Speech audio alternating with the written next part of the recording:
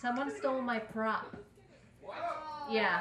So if you picked up a plaid shirt that has something underneath it, where are you? Anybody? Yeah.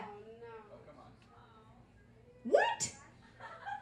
You guys are gonna miss the grand finale. I was just gonna strip down and cover myself in whipped cream, but no. It's over now. I hope you enjoy your whipped cream, bastard. Okay, so, Erotica Volume 3. He stood in the doorway.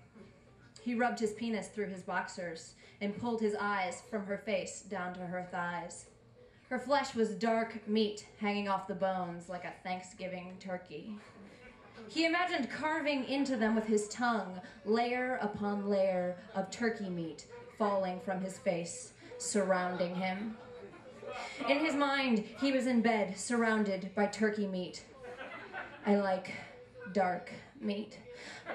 Pass the squash.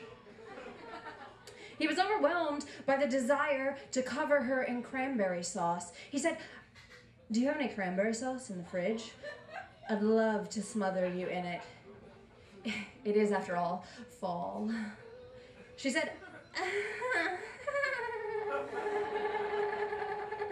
"No, I don't, but I have Nutella in the fridge." His penis was as hard as frozen broccoli. He thought about a recipe he once saw on a blog. 1/2 cup Nutella spread, 1 large egg, 5 tablespoons all-purpose flour, 1/2 cup chopped hazelnuts. He thought about the eggs.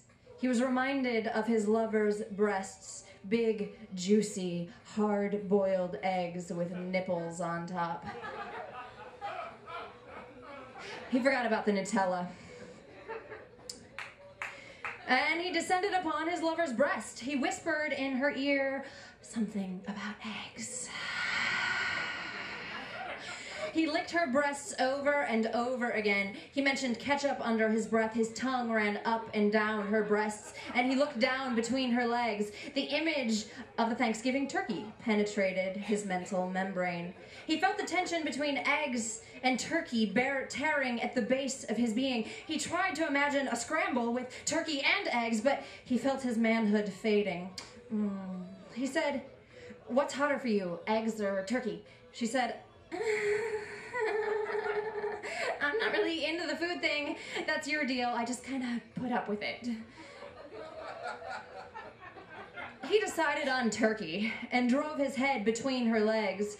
He gripped the outside of her thighs with his fingernails and ran his tongue up and down the inside of her legs. She moaned in ecstasy, and he thought of Thanksgiving again. He was eating corn, kernel by kernel. Each little ball, baked to perfection, fell out of his mouth and gathered at the base of his being.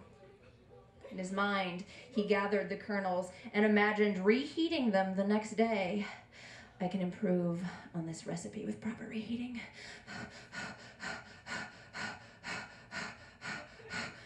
Somebody once told me if something wasn't funny, just keep doing it. Okay. With proper reheating.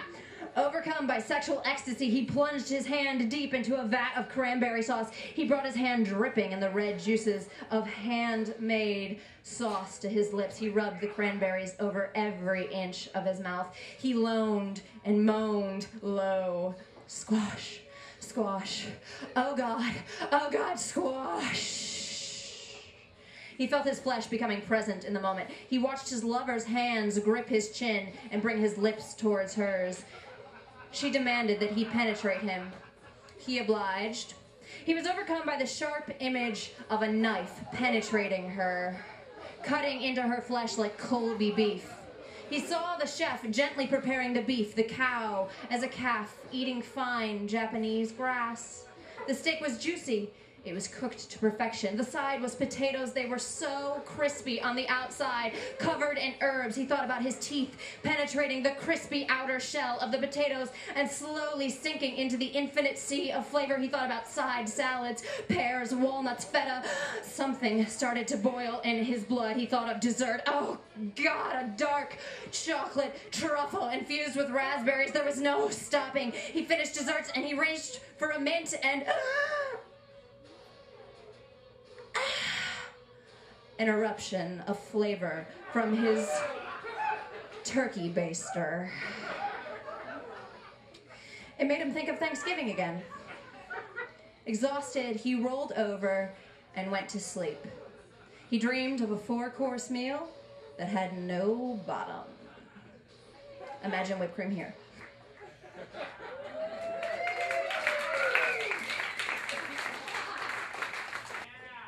I stole my own prop.